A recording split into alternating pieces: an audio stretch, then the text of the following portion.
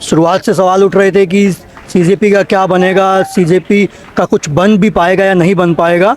लेकिन अब आपने ये देख लिया होगा और पिछले 2-3 दिन से तो आप लगातार देख पा रहे होंगे सोशल मीडिया पे जो बोला जा रहा था कि विपक्ष का साथ कहाँ है, विपक्ष कहाँ पे है, तो विपक्ष भी यहीं पे है क्योंकि मुद्दा सबका साझा है और इसी मुद्दे पर सभी जुटे हुए हैं। मेरे साथ में है दीपक बालियान जो किसान नेता हैं और अभी सीजेपी के स्पोक्स पर्सन हैं। कैसे हैं सर आप?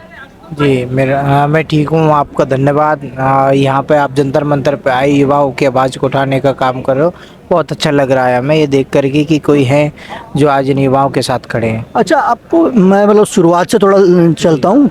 जब सीजेपी का स्पोक्स पर्सन अनाउंस किया गया था तो आप शुरुआत से यहाँ इस आंदोलन से जुड़े हुए हैं या फिर उसके बाद में जब आपको अनाउंस किया गया पीछे तभी आप यहाँ पे जुड़े थे? देखिए इसमें जो सीजेपी जब से शुरू हुआ है 6 तारीख को जो पहला प्रोटेस्ट था मैं उसमें भी यहाँ शामिल था।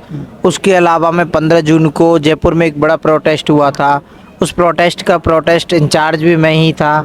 उसके बाद जब हम यहाँ सब लोग 20 तारीख को आए तो 20 तारीख से लेकर के अब तक मैं यहीं पर हूँ और लगातार। अच्छा, अभी तो 20 तारीख को आप जो संसद की तरफ जाने वाले हैं, क्योंकि सबसे बड़ा अभी सवाल वही उठ रहा है कि उसके लिए क्या तैयारियां हैं, क्या किस तरीके से जो सीजेपी है इस पूरे के पूरे मूवमेंट को संचालन करने वाली है और कौन कौन यहाँ पे आ रहा है? आप किसान नेता हैं तो किसानों की तरफ से कौन कौन आ रहा है इस मूवमेंट में?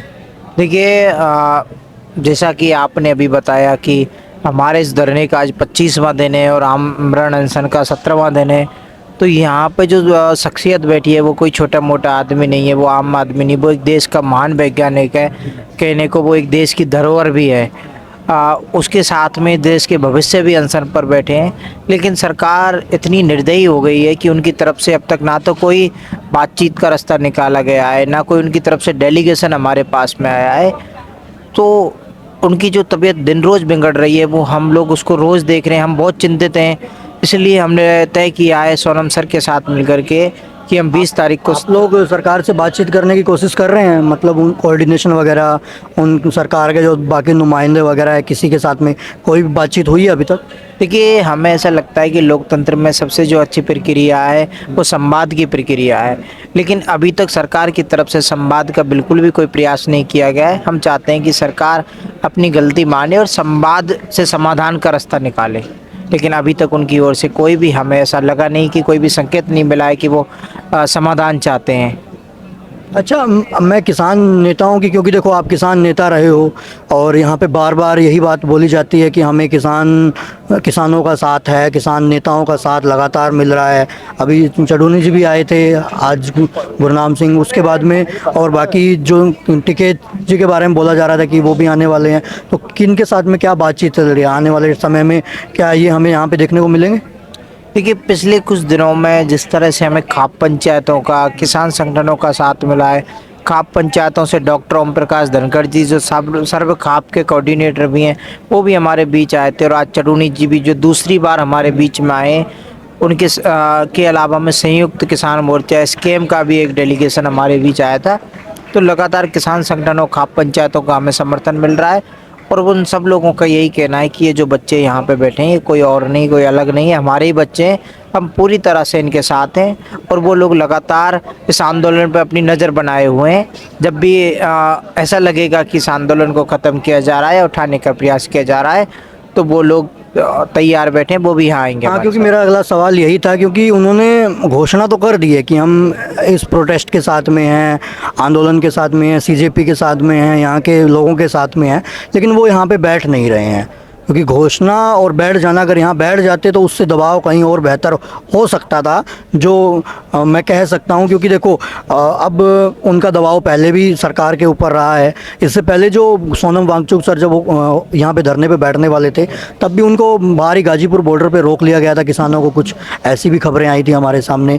तो क्या कारण लग रहा है, मतलब किसान यहाँ पे आके बैठना अभी चाह नहीं रहे हैं या फिर वो इंतज़ार कर रहे हैं कि जब एक आपने जैसे बताया कि इस आंदोलन को ख़त्म किया जाए तब वो जाकर यहाँ बैठेंगे, या फिर अगर वो यहाँ नहीं बैठ रहे हैं क्या उनकी वजह से भी मतलब ये आंदोलन और लंबा खिंचता जा रहा है? अगर बैठें तो क्या पता जो मामला है पहले भी सुलझ सकता है ये। देखिए एक इसको लेकर के हमने 28 तारीख को, पिछली 28 तारीख को एक बड़ा कॉल दिया था कि सभी किसान संगठन, खाप पंचायत, छात्र संगठन जंतर मंतर पर आ रहे हैं। तो जैसे ही हमने कॉल दिया तो उन तमाम किसान नेताओं के घर पे पुलिस लगा दी गई, उनको हाउस अरेस्ट कर लिया गया ताकि वो लोग यहाँ आ ना सकें। तो सरकार में डरी है कि वो लोग आ गए तो एक बड़ा बवाल हो सकता है, और वो भी नहीं चाहते कि इस तरह की कोई घटनाएं हो या कोई भी ऐसा मामला बने। और दूसरी मैं बात ये कहूँगा कि किसान संगठन है वो यहाँ भले ही नहीं बैठ रहे हों, लेकिन उनके 2 से 3 डेलीगेशन रोज़ आ रहे हैं। उनके करीब 100-200 आदमी डेली हमारे बीच में आते हैं और वो रोज़ हमारा हालचाल पूछते हैं, हमारे साथ बैठते भी हैं। मतलब आपने जो अभी बात बोली कि वो इसलिए नहीं बैठ रहे हैं क्योंकि जो कुछ कुछ घटनाएं जो आपने बताई, कहीं वो घटनाएं ना बढ़ जाएं और उसकी वजह से मूवमेंट पे कोई असर ना पड़े नेगेटिव, ये मान सकता हूं मैं कि इसलिए वो यहाँ नहीं बैठ रहे हैं। देखिए उनका कहना है कि ये छात्रों का आंदोलन है, तो इसमें छात्रों के वो साथ खड़े हैं। जब भी छात्रों को कोई परेशानी आएगी तो वो हमारे साथ आकर के खड़े हो जाएंगे।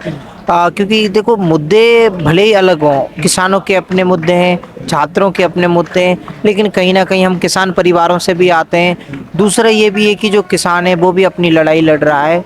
अभी उनका एक बड़ा कॉल भी है 21 तारीख को, वो भी दिल्ली किसान घाट आ रहे हैं। तो आज चडूनी साहब भी आए थे, जो देश बचाओ मोर्चा के कोऑर्डिनेटर भी हैं और भारतीय किसान चडूनी के राष्ट्रीय अध्यक्ष भी हैं। उन्होंने भी यहाँ साफ कहा था कि सरकार 20 तारीख से पहले कोई समाधान का रास्ता निकाल ले, वरना 21 तारीख को हम भी आ रहे हैं। अभी कुछ कुछ खबर आ रही थी कि कल 15 तारीख को कुछ सरकार फेरबदल कर सकती है, अभी पहुंची है खबर, मतलब अभी ज़्यादा अभी तो मीडिया में नहीं आई है। बोला जा रहा है राघव चड्ढा को भी मिनिस्टर बनाया जा सकता है आगे, तो इसको कैसे देखेंगे फिर आप? देखिए उसमें तो हम कुछ नहीं कहना चाहेंगे कि वो तो सरकार ही जाने कि वो क्या करेगी क्या नहीं करेगी। हमारी एकमात्र मांग है कि धर्मेंद्र प्रधान का इस्तीफा हो और जो शिक्षा व्यवस्था है उसमें पारदर्शिता आए, उसमें जवाबदेही और जिम्मेदारी तय हो। चलिए धन्यवाद आपका। तो हमारे साथ थे दीपक बालियान, जिनसे हमने यही समझा कि 20 तारीख की मुहिम जो उनकी है और चलो संसद, उसमें किस तरीके से क्या मूवमेंट रहने वाला है, और ये किसान नेता रहे हैं तो हमने वही इनका जो हिस्सा है दिखाने की आपको कोशिश की कि कौन कौन किसान नेता है यहाँ पे पहुँच चुके हैं और पहुँचने वाले हैं। नमस्कार, नाम मनीष है मेरा।